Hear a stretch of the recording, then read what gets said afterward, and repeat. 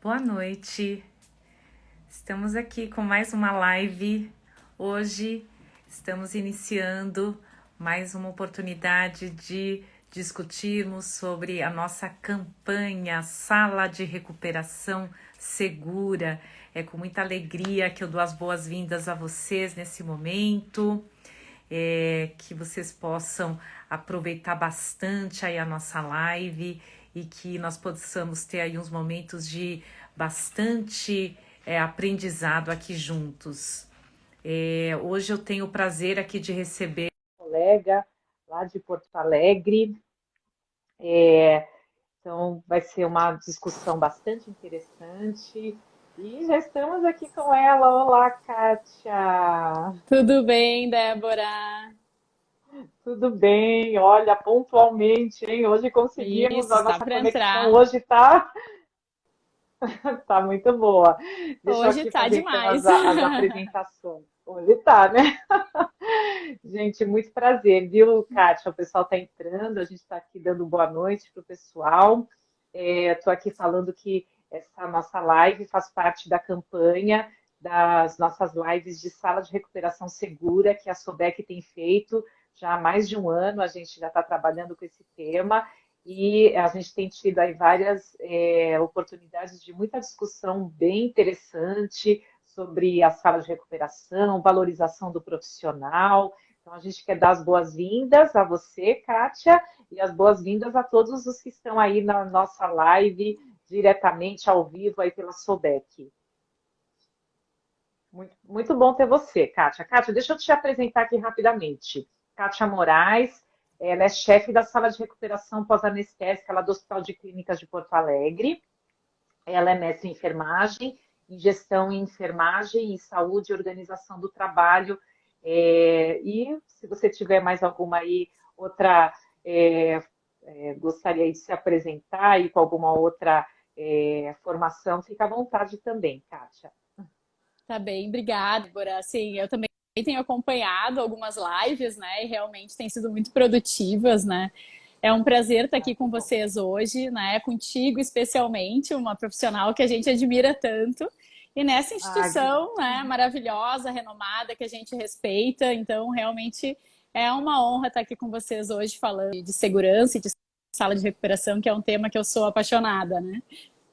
Ah, eu também. Mora no nosso coração, né, Kátia? Né, me chamou a Mora, atenção também o mora. Depois a trabalho. gente fala um pouquinho sobre isso, mas É é uma verdade. paixão, né? Geralmente a gente É, não busca operação, né? Mas a gente acaba se encontrando na sala de recuperação, né? é E não verdade. consegue abandonar mais, né? É uma É paixão. verdade. E me chamou a atenção, até por isso, né, a gente fez o convite, tudo para você, o trabalho tão importante, tão significativo que vocês estão fazendo lá na sala de recuperação. Uma vez, inclusive, eu estava procurando um material para incluir aqui numa aula e achei uma cartilha de vocês da sala de recuperação, uma coisa com muito bom gosto, muito bem feito, com muito cuidado, né? Assim, então me deixou muito feliz de ver que tem profissionais que estão aí na linha de frente da sala de recuperação anestésica, lidando com tanto cuidado com esse período tão importante do nosso paciente na sala de recuperação. Então, queria parabenizar vocês também pelo trabalho que vocês têm feito aí em Porto Alegre. Obrigada. E E eu eu sou já só uma queria. representante, assim, eu trabalho com uma equipe maravilhosa na minha sala de recuperação, né? São profissionais muito Aham. qualificados, né? Então, realmente é um orgulho trabalhar com todos eles e estar representando eles aqui com vocês hoje. Ah, que bom. Então, Kátia, vamos lá, vamos conversar um pouquinho, né? O que você considera que seja aí o mais importante quando a gente fala de segurança na sala de recuperação anestésica? O que seria o mais importante nesse tema tão amplo de segurança e neste setor na sala de recuperação anestésica? Sabe, Débora, que eu andei refletindo sobre isso, porque é o tema, né, da nossa live, enfim, principal.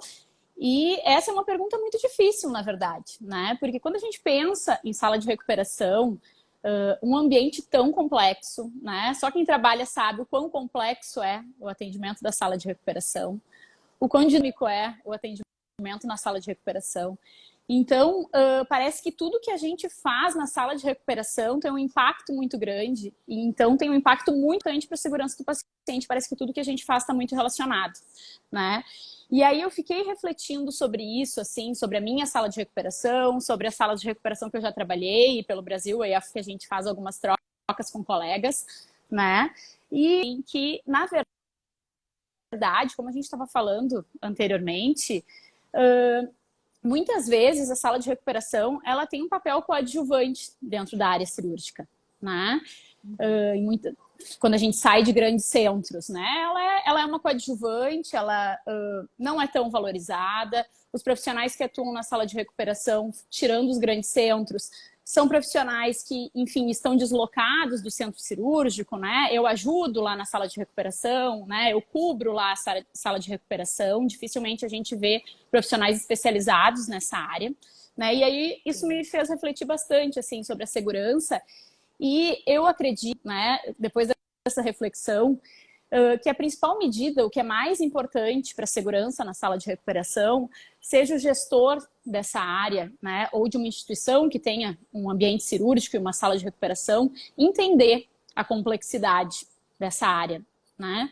Porque só assim, só entendendo a complexidade dessa área, é uma estrutura adequada de atendimento, a gente vai ter equipamentos adequados de atendimento, a gente vai ter um dimensionamento de pessoal adequado, um pessoal qualificado para atender nessa área, não porque me mandaram ir lá na sala de recuperação ajudar, né?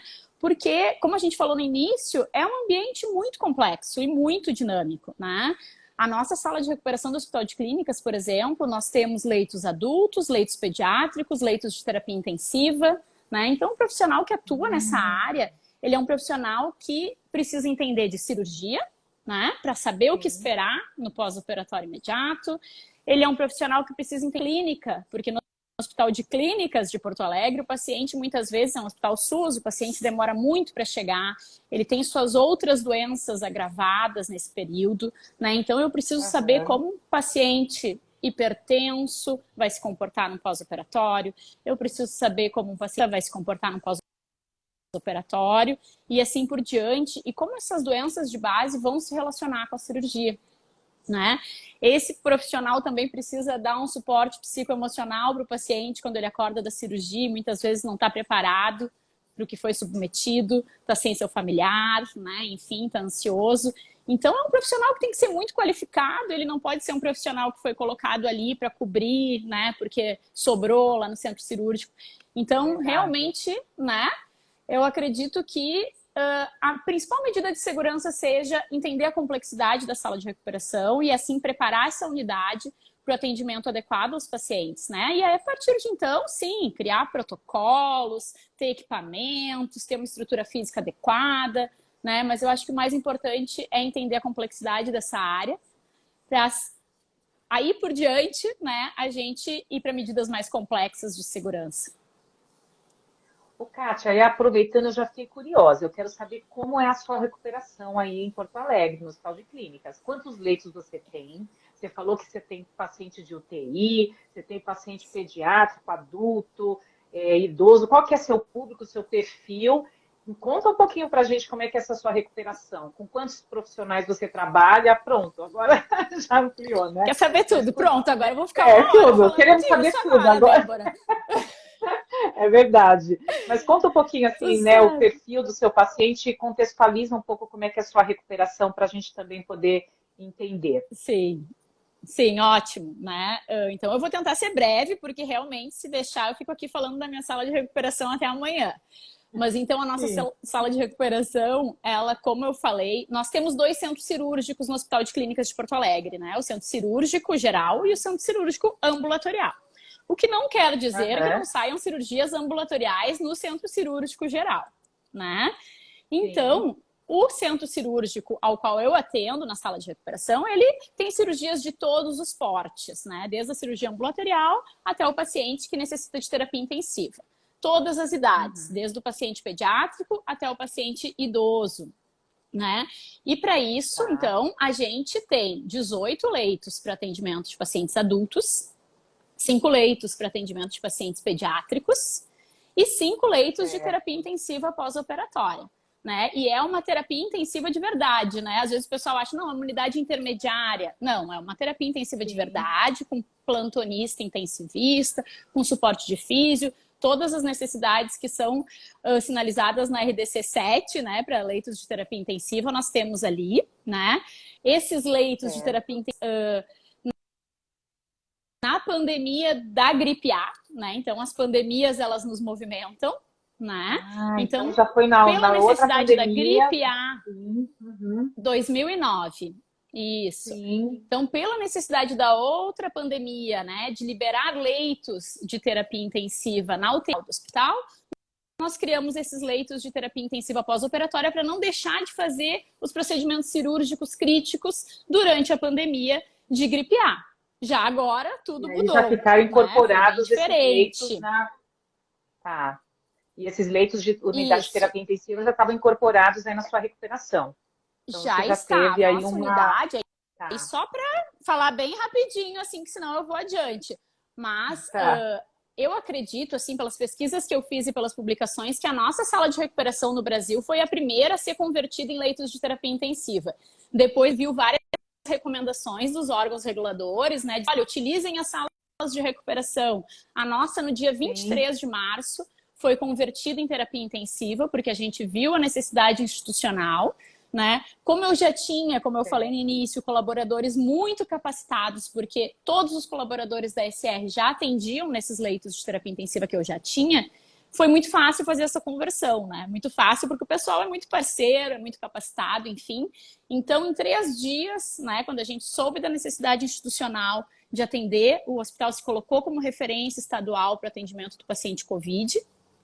Nós abrimos 15 leitos de terapia intensiva na sala de recuperação, né? E fizemos esse suporte quase que durante toda a pandemia, né? Para pacientes críticos, aí não só cirúrgicos como clínicos. Nós não atendíamos os COVID, mas atendíamos todas as outras criticidades e o pós-Covid, enfim, né? Que eram pacientes também muito graves. Aprendemos a pronar, aprendemos a nos paramentar.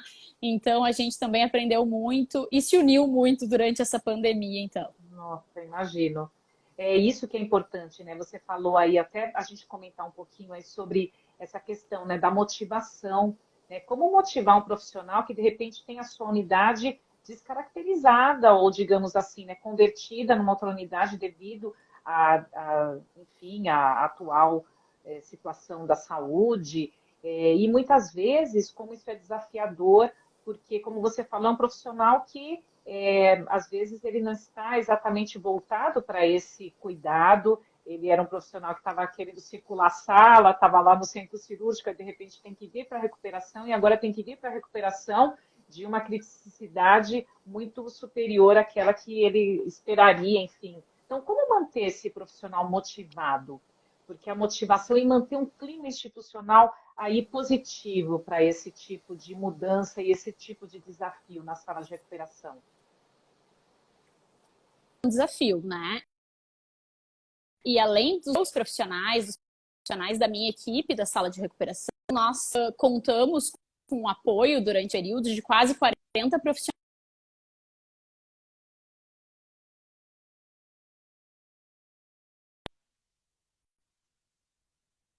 A equipe é uma equipe muito parceira e muito motivada, a gente já trabalha junto há muito tempo, né? Mas nós também tivemos esses empréstimos de colaboradores, né? Que realmente foi um desafio, porque foram pessoas que estavam atuando em centro cirúrgico, estavam atuando no CME, estavam atuando no centro cirúrgico ambulatorial e em unidades de internação da instituição e foram emprestados para nós e precisaram ser capacitados nas rotinas, né? E motivados para atuar nessa área. Então, assim, foi um trabalho de muita conversa, foi um trabalho de muita escuta, principalmente, né? Foi um trabalho de muita empatia. Muitas vezes nós choramos juntos, nós estudamos juntos o que a gente precisava aprender, né? E eu acho que o mais importante, nós tivemos, né? E sempre muito presentes um para o outro. Não estou dizendo eu presente para eles, mas eles presentes para mim. Eu também passei por muitas situações durante essa pandemia difíceis, né? Como todos, enfim, né? Questões familiares, enfim, mas todos nós passamos. Então, eu acho que foi uma parceria mútua que a gente estabeleceu. Nós estreitamos essa união durante a pandemia. E para te ter uma ideia, muitas pessoas que no início, claro que não ficaram muito felizes de vir ajudar na sala de recuperação, porque eram do bloco cirúrgico, do centro cirúrgico do centro de materiais de esterilização, no final de tudo, acabaram ficando comigo, pedindo para permanecer na sala de recuperação, porque era um ambiente onde eles se sentiam, né, parte já, enfim. Então, isso foi muito gratificante, assim, foi muito legal, assim, ver, agregar também esses colaboradores na nossa equipe. Tiveram outros que, infelizmente, a gente não pôde, porque não tinha vaga para todo mundo também, né? A gente voltou ao nosso dimensionamento normal, né? Que depois eu esqueci de te responder isso, né? Que a gente estava falando também. É verdade. Né? Fui adiante. Mas e aproveita, Kátia, e já responde aqui também, falando do dimensionamento. Quantas salas de cirurgia você tem lá no bloco operatório? São 28 leitos de RA, né? Que você tem lá, né? Isso. Nós tínhamos, anterior à pandemia, 29, tá? Tá. Isso. Anterior à pandemia, nós tínhamos 29 leitos, porque nós tínhamos um leito de isolamento.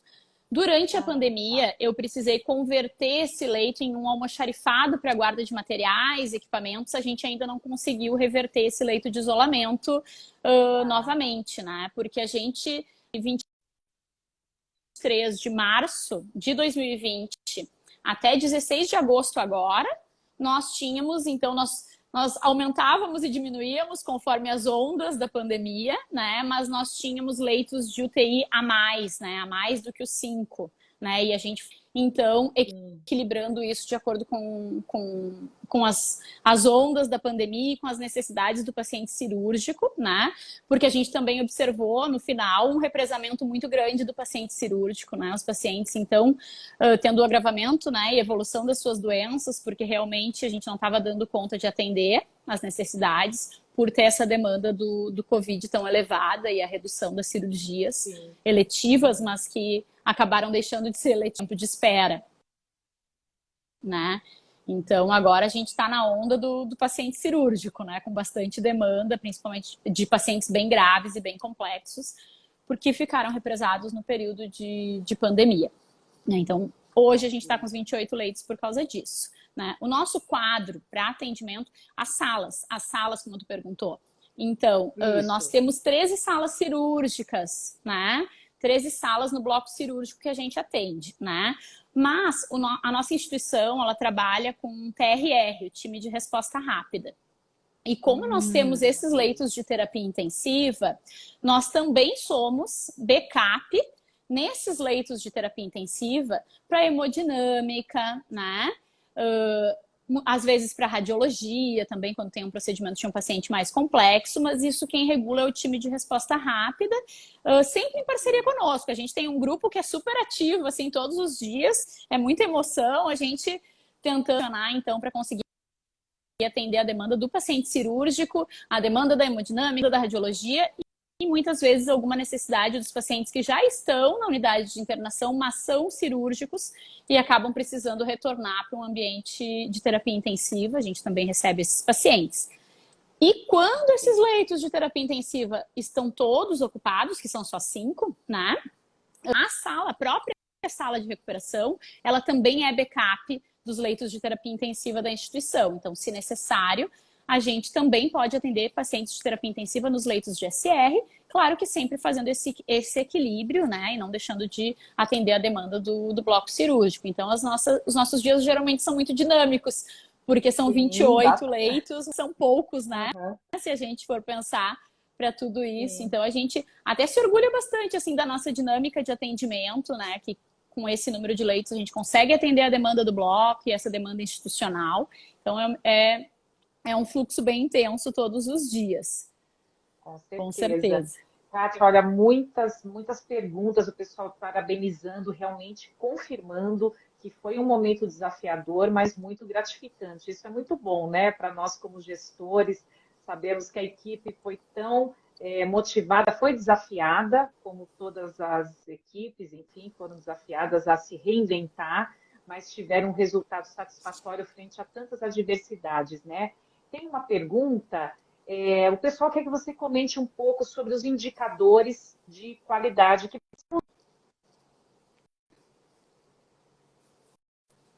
indicadores mais voltados para a segurança, e se você usa indicadores mais específicos de sala de recuperação, quais seriam? Então, considerando toda essa característica, né, da unidade um pouquinho diferente que a gente trouxe, então a gente acompanha a sala de recuperação, ela é uma só, né? Esses leitos de terapia intensiva, eles estão dentro da sala de recuperação, eles não são nada separado, né? Então, a gestão dessa área também é minha. Então, a gente acompanha muitos indicadores que são de paciente mais complexo também, né? Como de pneumonia associada à ventilação mecânica, pneumonia não associada à ventilação mecânica, infecção de trato urinário, e aí por aí vai, assim, no corrente sanguínea, de sítio cirúrgico, né? E assim por diante. De sala de recuperação, especificamente, nós temos mais indicadores de processo, como de higiene de mãos, né? A gente acompanha bem de perto, né? Porque a gente considera muito importante. Foi um indicador que a gente demorou para conseguir chegar nele, né? Na meta institucional, que é de 85% na nossa instituição, mas a gente fez uma série de medidas e conseguiu atingir, e hoje o pessoal se orgulha bastante dos nossos... A gente acompanha tempo de permanência do paciente ambulatorial, especificamente, porque como a gente tem muita complexidade no paciente internado, fica difícil de separar aquele paciente que permaneceu conosco porque ele realmente era complexo ou porque a gente demorou para dar alta, então a gente acaba acompanhando o indicador no paciente ambulatorial, fica mais fidedigno, né, sem muito viés. Satisfação do paciente é um indicador que a gente se orgulha bastante também, que a gente considera muito importante na sala de recuperação. Satisfação dos familiares foi um indicador que a gente incluiu há pouco tempo, né? Porque a gente, há pouco tempo, mais ou menos, assim, uns 2 anos, mais ou menos, um pouquinho antes da pandemia, quando a gente identificou que a gente estava começando a ter muitas queixas de familiares. Então, a gente resolveu acompanhar esse indicador, conversar com as pessoas, implementar medidas, né? E aí, hoje, esse indicador está zerado. Até o final do ano, acho que a gente vai, inclusive, tirar esse indicador do nosso mapa, né? Então, porque a gente conseguiu atingir, não tem por que a gente ficar acompanhando o indicador que está zerado, né? Uma expectativa de começar a acompanhar alguns indicadores que a gente ainda não conseguiu estruturar. Porque a gente considera, assim, e é defendido muito pela gestão do hospital de clínicas, que a gente não, indicadores que a gente não tenha muito como medir, né? Ou que seja muito difícil de medir, ou que possa ter muito viés, enfim. Então, a gente está estruturando, né? E a gente tem uma mudança prevista, depois a gente sobre isso também, para o ano que vem, para uma área nova, mais informatizada, enfim. E a gente está organizando para começar a acompanhar, muito bom, indicadores de dor na admissão e na alta do paciente, indicador de normotermia na admissão e na alta do paciente, né? Então, a gente considera eles muito importantes, mas a gente ainda não conseguiu esse treinamento eficaz, né? Só por isso que a gente não começou a medir ainda. Nós também temos alguns indicadores institucionais que a gente também mede na sala de recuperação, como quedas, né? Como lesão por pressão.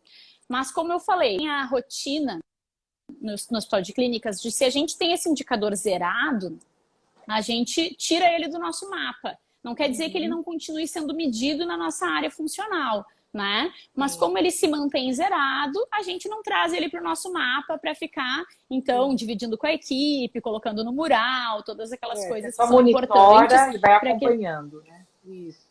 Isso, exatamente. Mas a gente está com essa expectativa de conseguir implementar indicadores mais assistenciais, assim. A gente tem essa ambição, né? Mas a gente realmente ainda não conseguiu estruturar isso, né? Antigamente a gente também acompanhava indicadores de processo de enfermagem, né? Realização de prescrição de enfermagem, checagem de prescrição. Mas hoje a gente ficou muito tempo assim, com 100% de efetividade nesse indicador, né? É uma coisa já muito enraizada no Hospital de Clínicas o processo de enfermagem, a gente entende a importância e realiza para todos os pacientes de forma individualizada, né, de acordo com o paciente, com o tipo de dia, a gente não utiliza modelos fixos, né, então cada paciente realmente tem uma avaliação, uma prescrição e uma definição de diagnósticos de enfermagem individualizada. Então, esse já é um indicador que a gente também já não acompanha mais, porque é uma situação já estabelecida na instituição e na sala de recuperação. Muito bom. Agora, Kátia, para você fazer esse acompanhamento, até mesmo agora você falou dessa SAI tão individualizada, conta pra gente quantos enfermeiros você tem na sua sala de recuperação anestésica. Tá Então, pairando essa essa pergunta, vontade de né, do saber quantos dimensionamento. enfermeiros. E também eu vou aproveitar e perguntar, tem anestesiologista na sala de recuperação direto? Como é que funciona Sim. também a parte do anestesiologista lá? Sim, vou te explicar. Então, assim, para isso nós temos 16 enfermeiros na sala de recuperação, contando comigo, né? Eu não faço diretamente no dia a dia assistência, não que não possa fazer, se for necessário, enfim, mas são muitas demandas, né, que a gente acaba não estando na escala de rotina, mas posso fazer também e eventualmente faço. Então, são 16 enfermeiros. Nós dividimos esses conforme a sazonalidade da unidade, que a gente sabe que a sala de recuperação ela não é uma unidade que às 7 da manhã vai estar lotada, né? Então, para isso, a gente tem 2 enfermeiros de rotina. Agora a gente mudou um pouquinho por causa da pandemia, mas a gente já está voltando para a nossa rotina usual, né? A gente está readaptando. De rotina, são 2 enfermeiros às 7 da manhã, 2 enfermeiros às 10, né? Quando começa a chegar mais cirurgias. E aí, a 1 hora troca, né? Então, os 2 da manhã saem, entra 2 à tarde, 2 às 16 horas e 2 à noite. Nós ainda temos um enfermeiro de final de semana que não consegue atuar sozinho no final de semana, porque a gente também tem uma escala cirúrgica eletiva no sábado. Então, no sábado, esses enfermeiros, eles da semana também ajudam na escala de final de semana. Então, assim que se distribuem os 16 enfermeiros, nós trabalhamos com 3 noites, né? Noite 1, noite 2, noite 3, no Hospital de Clínicas. Então, são 2 enfermeiros por noite também. Nós trabalhamos muito em equipe multi, né, no Hospital de Clínicas e somos muito parceiros. Então, na sala de recuperação, nós temos anestesiologista de plantão, 24 horas, né, e geralmente acompanhado ainda de um residente, né, manhã e tarde.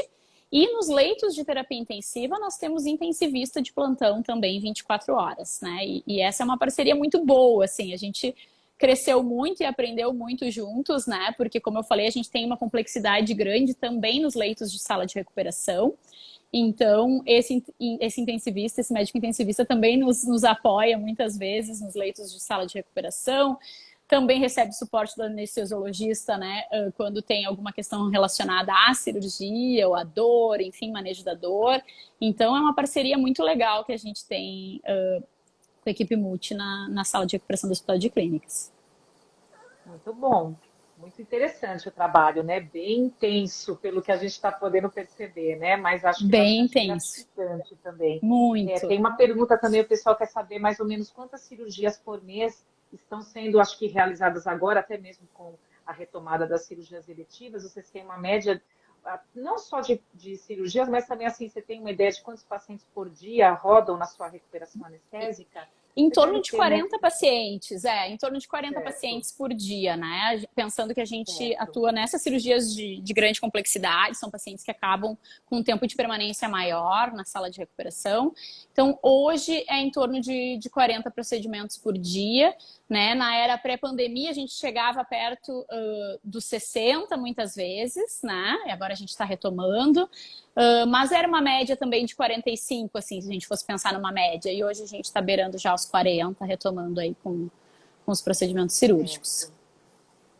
O pessoal também está perguntando assim, ficaram curiosos com esses seus leitos aí de UTI, mas é um formato que talvez a gente precise pensar que talvez seja uma tendência aí, né, que a gente está vivendo nessa mudança aí do perfil na recuperação. Mas o pessoal quer saber, quanto tempo o paciente permanece nessa unidade de terapia intensiva pós-cirúrgica?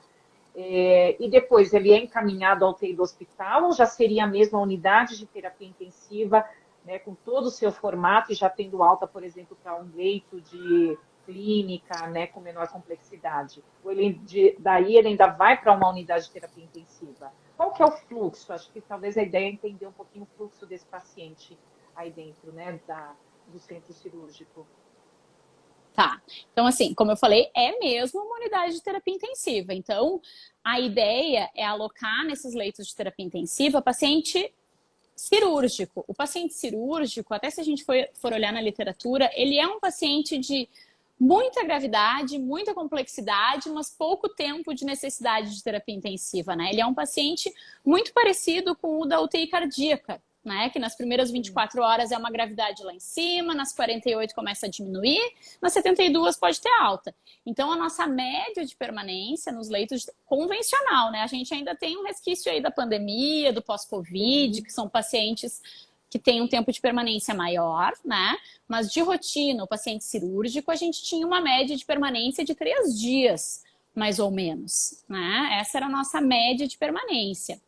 Mas, como eu falei, a gente também tem uma parceria muito grande com o time de resposta rápida do hospital, que é quem regula os leitos de terapia intensiva. Então, eles são os responsáveis não só por atender um paciente crítico que está necessitando dimensionar para onde vai, mas ele regula também essas transferências. Então, se a gente observa que a gente está na sala de recuperação com um paciente que vai precisar de mais tempo de terapia intensiva, né? Esse paciente vai precisar de no mínimo uma semana. Então, na sequência, a gente acaba combinando sim com o TRR a transferência desse paciente para os leitos de terapia intensiva, porque a ideia é o paciente cirúrgico nos nossos leitos. A nossa expertise é atender o paciente cirúrgico crítico, né? Quando ele se torna um paciente crônico, o melhor lugar para ele ser atendido é na unidade de terapia intensiva geral do hospital e a gente atender o próximo paciente cirúrgico crítico, né?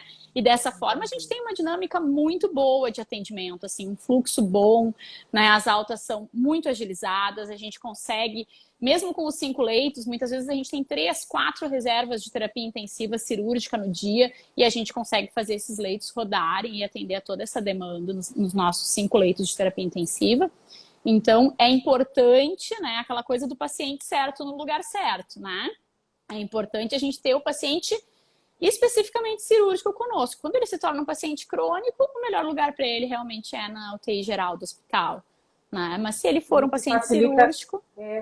Não, isso facilita, inclusive, a equipe também, né, Kátia? Porque se Com você certeza. tem um paciente com uma característica cirúrgica, você vai direcionando a sua equipe para aquele tipo de atendimento, porque eu achei isso muito interessante mesmo, esses leitos serem reservados para o paciente cirúrgico, crítico, que vai ter aquele pico, né, de atenção, que justamente é o que a gente faz na recuperação, aquelas horas de maior criticidade, depois o paciente vai exigindo um pouco menos e vai se recuperando, e aí vai tendo, então, o seu trajeto muito bacana. É o que a gente muito gosta, e acho né? Que isso valoriza. De acompanhar essa evolução. Não, estou apaixonada. E acho que isso valoriza a equipe também, porque dá um direcionamento bem interessante para essa equipe tão, né, às vezes tão judiada da sala de recuperação anestésica, né? Mas muito bom. Quais critérios para liberar um paciente que realizou anestesia RAC?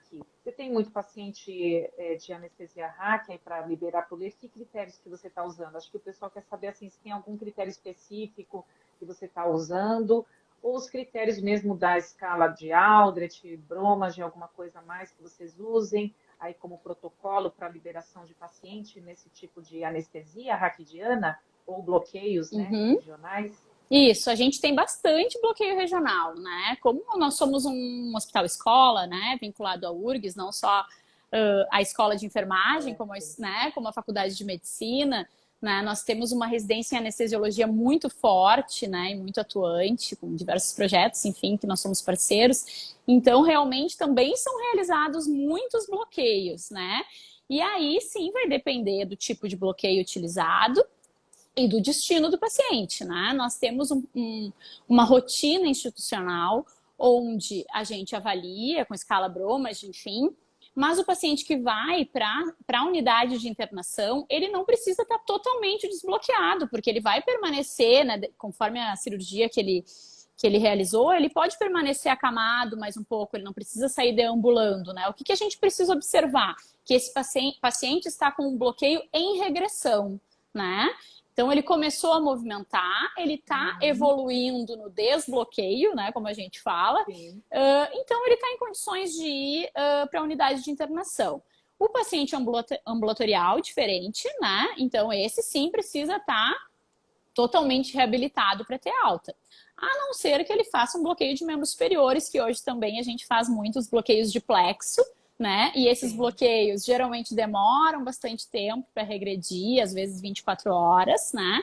E aí esses pacientes, então, eles acabam muitas vezes tendo alta, inclusive para casa, ainda com o membro bloqueado, né? Mas com orientações adequadas, telefone para entrar em contato, caso, né, não ocorra o desbloqueio, enfim, e todo instrumentalizado caso tenha qualquer intercorrência. No hospital de clínicas, como eu falei, o serviço de anestesia ele é muito atuante. Nós temos o grupo, não é um grupo, enfim, mas eles têm um braço que é os cuidados pós-anestésicos, né? Onde sempre tem um plantonista alocado e alguns residentes. Então, esses pacientes que fazem bloqueios, né? Tanto peridural como bloqueio subaracnoide, com opioide, no caso do subaracnoide, ou peridural todos, eles são acompanhados no pós-operatório na unidade de internação por essa equipe, que é o CPA, né? Então, a gente sinaliza esse paciente como estando ainda, né, por acompanhamento dos cuidados pós-anestésicos, tem um ramal, um BIP, né? E aí, se o paciente, então, permanece com infusão de bupivacaína no peridural, ou ele fez opioide no neuroeixo, né? Que a gente sabe que ele ainda pode ter alguma instabilidade, pode ter uma depressão ventilatória, especialmente. Então, a enfermagem da unidade de internação, ela fica com esse BIP para entrar em contato com os cuidados pós-anestésicos, caso seja necessário. A sala de recuperação também é considerada meio que um QG, né, da anestesia. Então, as colegas, elas também orientação, enfim,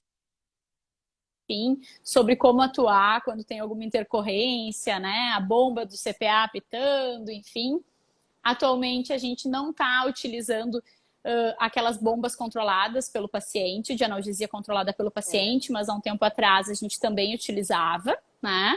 Agora estamos começando a estudar para retomar, né? Então, assim, são todas situações que seguem sendo acompanhadas tanto pelo CPA quanto pela sala de recuperação, caso o paciente necessite. Eu achei bem interessante essa sua fala e da recuperação ser um QG, um local de referência, quer dizer, o pessoal sabe, nas unidades eu sei que eu posso ligar na recuperação anestésica e se eu estou com um paciente pós-cirúrgico, pós-anestésico aqui que ainda está apresentando alguma situação específica, eu sei que ali eu posso encontrar informação. Isso eu achei muito interessante na sua fala, mais uma vez a valorização do conhecimento específico e direcionar mesmo, a gente é aqui, ó, estamos aqui, é com a gente que a gente pode te ajudar nessa questão da segurança, e isso acho que é a gestão da segurança, né, Kátia? Isso diz da gestão da segurança do paciente pós-anestésico, que não necessariamente ficou ali na recuperação, mas ele foi para a unidade também, né? Então, isso é bem interessante, achei muito bacana essa sua fala, viu? Parabéns, viu, pelo serviço que vocês têm lá. Débora, depois eu quero te contar sobre um projeto que a gente participou, né? Já que vocês gostaram, assim, a gente participou, a enfermagem da sala de recuperação participou bastante de um projeto que foi motivado, né? Quem deu o pontapé inicial foi o serviço de anestesia da instituição, mas nós participamos desde o início, né, tanto na idealização do projeto quanto na implementação junto às unidades de internação, né, que é o cuidado estendido ao paciente cirúrgico, né, que vai nessa linha que a gente estava conversando até agora, né? Então, posso te contar então um pouquinho? Claro, com certeza. Então vou te contar. Então, nesse projeto, o serviço de anestesia ele desenvolveu um score de gravidade dos pacientes, né? Que considera a classificação ASA, idade do paciente, porte cirúrgico, característica do procedimento, se ele foi de urgência, se ele foi eletivo. E aí, com base nesses 4 fatores, ele vai classificar o paciente em verde, amarelo, laranja e vermelho, né? E essa escala né, a gente manteve as cores assim semelhantes da Manchester, né? Para não ter muita confusão. Antes eram outras cores, depois a gente trocou, né? E o que essa escala nos traz? É o risco do paciente cirúrgico, o risco de morte do paciente cirúrgico nos próximos 30 dias. A gente não ter mesmo, assim, esses cortes numéricos super estabelecidos, né? Eles existem, abaixo de 2%, entre 2 e 5, até 10 e acima de 10, enfim, por cento de chance. Mas a ideia é a gente ter um indicador de cores mesmo, né, no paciente, para que nos sirva de alerta que aquele paciente tem um risco maior ou um risco menor. Então, no início, esse projeto ele foi desenvolvido pela anestesia, nós atuamos com algumas contribuições e implementamos na sala de recuperação, né? Então, todos os pacientes, eles recebiam uma plaquinha ali na cabeceira, né, com essas cores que eu trouxe para vocês, e todo mundo ficava ciente se aquele paciente tinha um risco maior ou menor. Aos poucos isso foi crescendo, né? E o próprio projeto já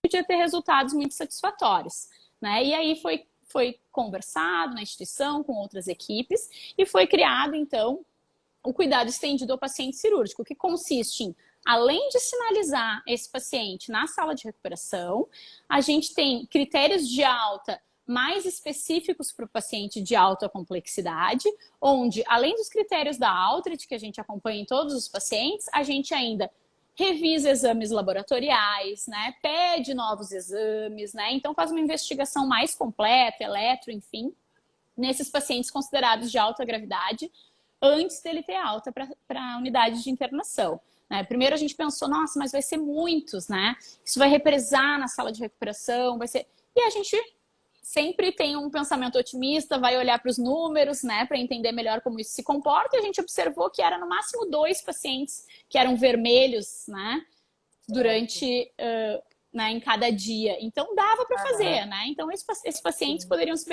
beneficiar muito desse cuidado diferenciado, mais complexo. Além desse paciente ter uma alta mais criteriosa da sala de recuperação, esse paciente também é observado de forma mais criteriosa na unidade de internação cirúrgica, onde a enfermeira vai avaliar esse paciente nos primeiros 30 minutos na unidade de internação, onde a verificação de sinais vitais nas primeiras 48 horas, a unidade de internação é realizada de 2 em 2 horas, né?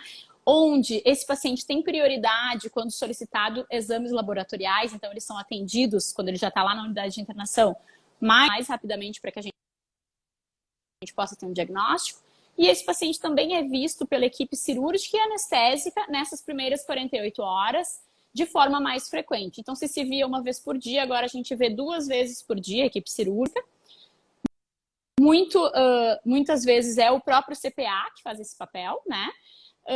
De ver esse paciente mais frequentemente após a alta da sala de recuperação.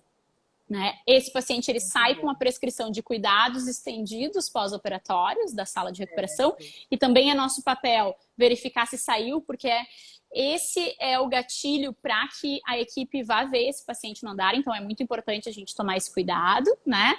É muito importante sinalizar para a colega na transferência do cuidado que esse é um paciente mais crítico, que ele foi sinalizado como de alto risco na sala de recuperação, né? Então também faz parte do nosso papel e também fazer uma avaliação mais criteriosa do paciente. A gente está com uma publicação bem importante para sair com resultados, então, dessa pesquisa. Vai sair na PLOS ONE, tá para sair aí, tá no prelo, né? Mas já para adiantar, assim, com esses cuidados, enfim, já se observou nos pacientes onde foi implementados cuidados estendidos, uma redução da taxa de mortalidade por cento. Então, são resultados muito significativos, né? Além de outros, né? Ele vem agregando outras coisas, nos ajuda a identificar outras questões, mas só isso, né? Uma redução tão grande na mortalidade dos pacientes já é muito satisfatória e a gente bastante aí em parceria com a anestesiologia. É muito legal ver esses resultados, né? Muito mesmo. E aí foi um trabalho de formiguinha, né? A gente deu... Não.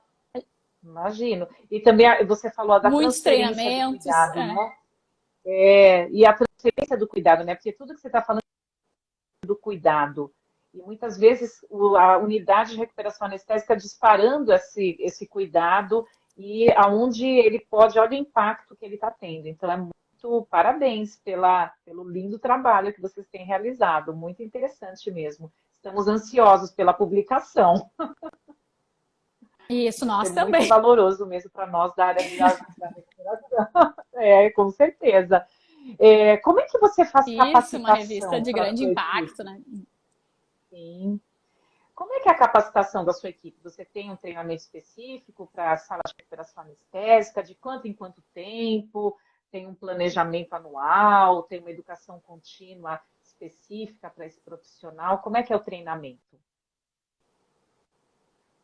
Então, vamos começar do início, né? O colaborador, quando ele ingressa na instituição, né, e é destinado à sala de recuperação, ele tem uma série de treinamentos e depois os treinamentos direcionados à área cirúrgica. Atualmente, esses treinamentos eles são em formato EAD, né? Em razão da pandemia, enfim. Mas quando ele ingressa na sala de recuperação, nós temos um treinamento setorial estruturado, né? Em formato de checklist. Esse colaborador, ele vai ser sempre supervisionado por um enfermeiro e fica acompanhado de um colega técnico de enfermagem de sombra, né? A gente costuma brincar, por pelo menos um mês.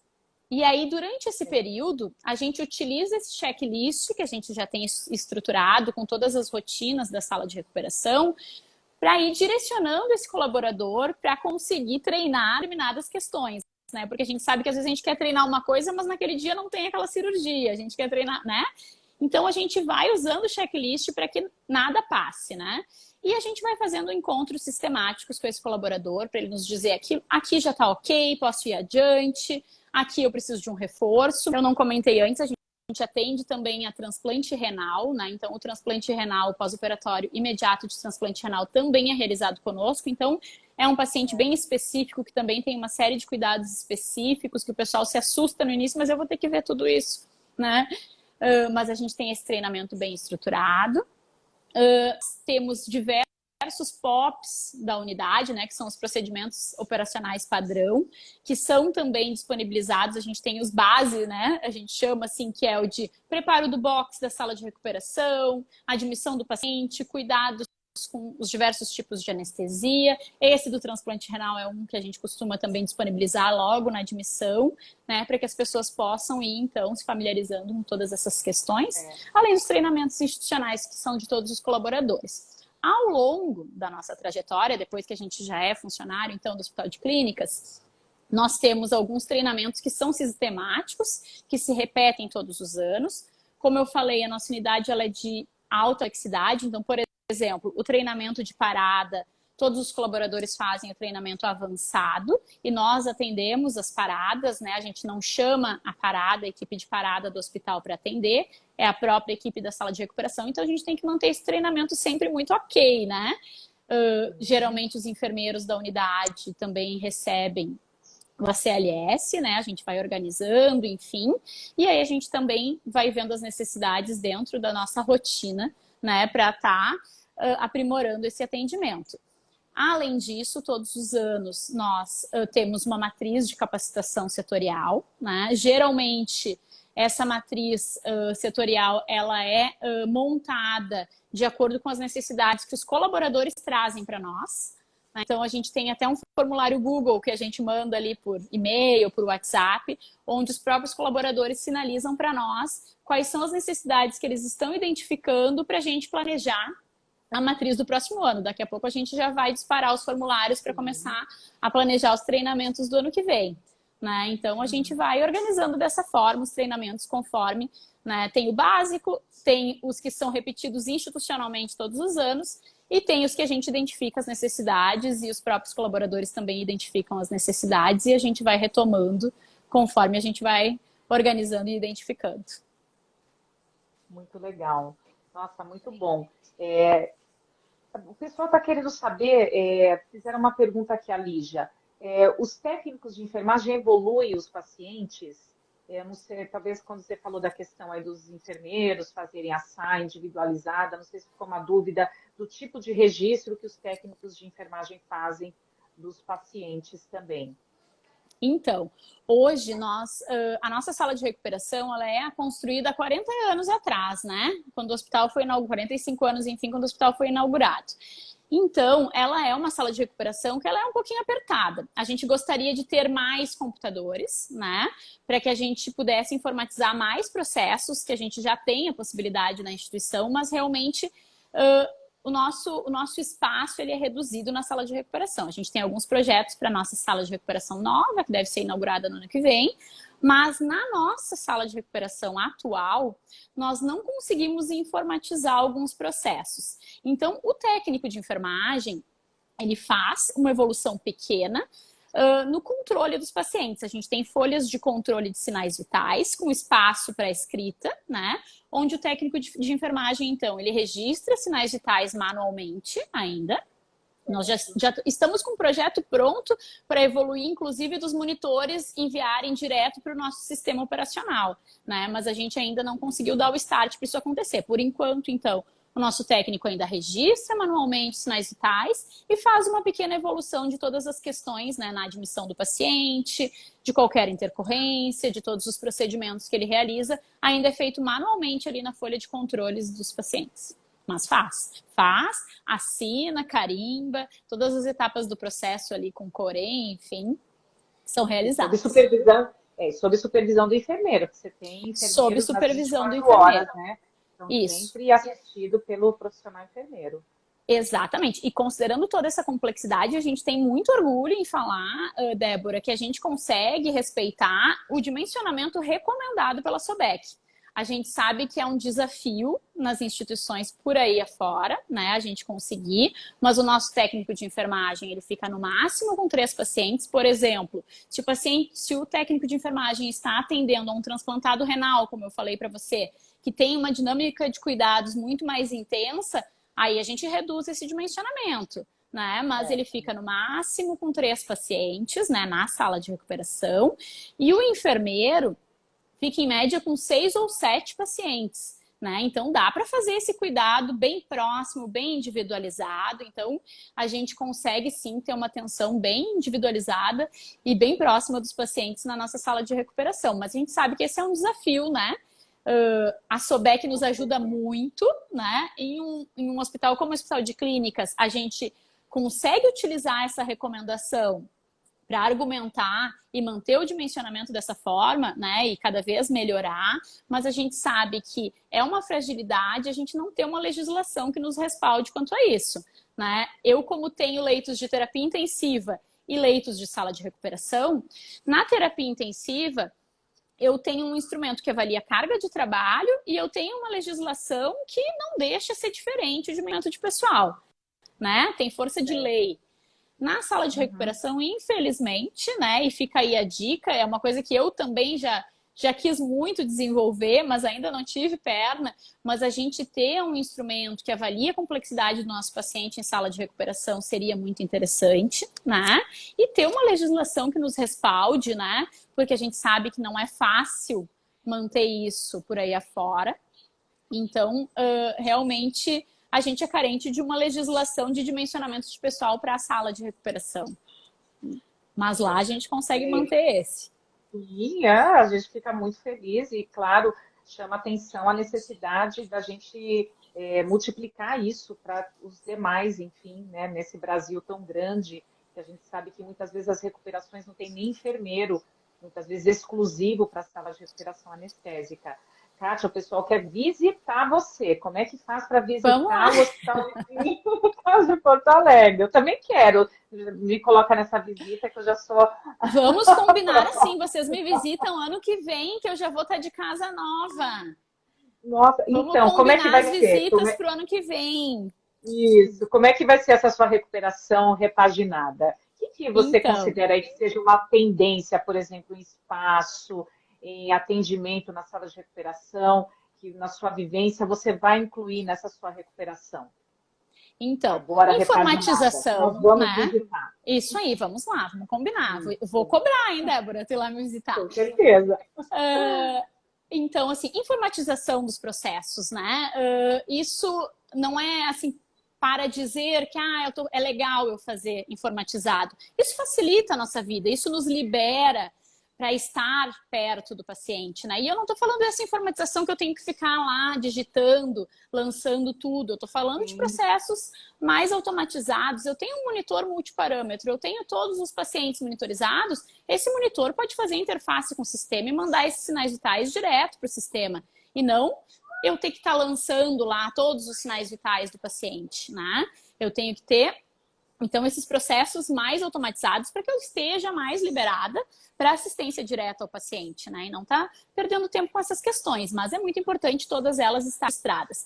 A coisa do estar perto, do estar presente, né? É o que a gente quer muito realizar na nova sala de recuperação. Não que a gente não faça hoje, mas a gente está estruturando checagem à beira-leito, né? Carrinhos de administração de medicamento à beira-leito, que hoje é uma tendência, né? O paciente participar do seu atendimento, revisar aquela medicação que está sendo preparada, isso ser preparado perto do paciente, né? Essa checagem ser realizada junto ao paciente. Hoje a gente não tem espaço para isso, mas na nova a gente vai ter um carrinho de medicamento por técnico de enfermagem, com um computador, onde a gente possa não só realizar a administração do medicamento à beira do leito, mas também fazer a checagem, bipar, isso vai aumentar também a segurança. Hoje nós já trabalhamos com dispensadora de medicamentos, né, onde a gente faz a retirada, enfim, já no nome do paciente, checando medicação com código de barras, né? Então a gente quer manter isso, manter essa informatização também. Lá na nova, a gente já tem isso estruturado, né? E ter um ambiente mais amplo, mais agradável para o paciente, mais iluminado, né? Onde ele se sinta melhor, onde a gente tem espaço para o familiar entrar e permanecer mais tempo junto desse paciente, que a gente também sabe dos benefícios de tudo isso, e hoje a gente não tem espaço. Então, essas são algumas coisas que a gente quer mudar na nossa nova sala de recuperação. Outra questão relacionada ao transporte, que a gente sabe que é um calcanhar de Aquiles na sala de recuperação, né? O transporte demora, transferência de maca, né? Lesão de colaboradores por ficar transferindo de maca os pacientes, né? Então, na nossa nova sala de recuperação, a gente pretende conseguir fazer um fluxo contínuo da cama do paciente, onde a gente possa vir na sua cama da unidade de internação, fica no preparo, vai para o bloco, volta para a SR na mesma cama, não necessita dessa transferência. Assim, a gente não sacrifica o colaborador, a gente não sacrifica o paciente, né, que está ali com dor e precisa fazer uma transferência, além de agilizar o processo de transferência propriamente dito, né? Então lá a gente vai ter espaço para ter camas melhores, né? E que possam permanecer com o paciente durante todo esse caminho, né? Até para o paciente se sentir melhor, não fica trocando para aquelas macas mais desconfortáveis, para poder entrar no elevador, né? Hoje a gente já tem camas melhores na sala de recuperação, a gente não trabalha mais com macas, como a gente trabalhava anteriormente, né? Elas já são melhores, são semelhantes às utilizadas nas unidades de internação, mas a gente ainda não consegue fazer esse fluxo, porque o elevador é apertado, porque o preparo do bloco também não comporta, mas na nova sala de recuperação a gente pretende, a gente já tem tudo isso estruturado para fazer dessa forma e garantir uma segurança maior para o paciente e para o colaborador também, que não vai se esforçar tanto, né, fazendo essa transferência. Kátia, olha, eu preciso te dizer que, assim, foram muitas perguntas e tenho ainda perguntas aqui que estão chegando, que o pessoal gostaria aí de que você respondesse, mas a gente está chegando ao final da nossa live. Então, assim, foi muito bom ter você aqui hoje. Eu queria abrir para você dar uma palavra aí de despedida e, enfim, né, de motivação aí para os nossos profissionais de sala de recuperação anestésica, rapidamente aí para a gente caminhar aí para o nosso encerramento. Claro. Não, passou muito rápido, né? Quando a gente conversou, nossa, ficar falando... Muito rápido. Né? Muito rápido, a gente tinha tanta coisa para falar. Quando é bom passar rápido. A gente está à disposição, se o pessoal quiser me contatar pelo próprio Insta, enfim, me fazer perguntas, eu estou à disposição para responder, né? Como eu falei no início, eu sou uma apaixonada pela sala de recuperação, eu não era, eu fiquei, e hoje eu não troco por nada, né? É um ambiente que eu gosto muito de trabalhar, que eu acho muito importante dentro da instituição, né? Ele é A minha sala de recuperação, com certeza, é uma protagonista, não só na área cirúrgica, como na instituição Hospital de Clínicas de Porto Alegre, né? E hoje em dia ela é vista desta forma pela instituição. Um dos meus papéis, quando eu assumi a liderança dessa área, foi justamente dar essa visibilidade, porque já era uma coisa que a gente via que acontecia, mas para fora não aparecia muito, né? E hoje é uma unidade muito reconhecida na instituição, né? E merece ser. Essa equipe merece ser reconhecida, é muito profissional, muito capacitada, muito motivada. Então, o recado que eu tenho para dar para quem ainda não é de sala de recuperação, eu costumo conversar bastante com acadêmicos também, né, na escola de enfermagem. Eu digo, se eu não conseguir pelo menos uma meia dúzia que cria curiosidade de vir conhecer a sala de recuperação, porque na nossa realidade a gente não tem muito a área cirúrgica, lá na URGS a gente não tem muito a área cirúrgica no currículo, né? Então, quando eu vou, eu digo, o meu principal objetivo é criar essa curiosidade no pessoal de conhecer a área cirúrgica, a sala de recuperação, né? Um ambiente onde a gente aprende tanto, né? Onde a gente, como a gente falou no início, onde a gente tem que saber de cirurgia, tem que saber de clínica, tem que saber de fluxo, de dinâmica de atendimento, né? Tem que se comunicar bem, tem que conversar com o paciente, ser empático com o paciente, família, enfim. Então, a gente se torna profissionais muito completos, né? Trabalhando na sala de recuperação, eu costumo dizer para minha equipe, vocês são ótimos e vocês são ótimos para atuar em qualquer área do Hospital de Clínicas, né? Porque vocês têm toda essa bagagem de atendimento, têm toda essa bagagem de aprendizado na sala de recuperação. Então, assim, se valorizem, né? Profissionais da sala de recuperação, sintam-se valorizados, vocês sim são muito importantes, busquem conhecimento para capacitar cada vez mais o seu atendimento, porque ele com certeza vai fazer a diferença na vida dos pacientes. Né? E quem não conhece ainda, venha conhecer e se apaixonar como a gente pela sala de recuperação. Kátia, prazer enorme te receber essa noite. A gente precisa encerrar. A live vai ficar salva. Gente, muito obrigada. Kátia, ficamos aqui para mais outras oportunidades com aquele gostinho de queremos mais. Então, combinado, gente. Boa noite para vocês. Muito obrigada. Obrigada, Kátia. Beijo aí para o pessoal de Porto Alegre. E um abraço muito carinhoso para todos vocês que nos acompanharam essa noite, gente. Muito obrigada e até a próxima. Tchau, até a tchau. Próxima. Tchau, Kátia. Muito obrigada. Beijo. Até. Tchau. Tchau, tchau. Até.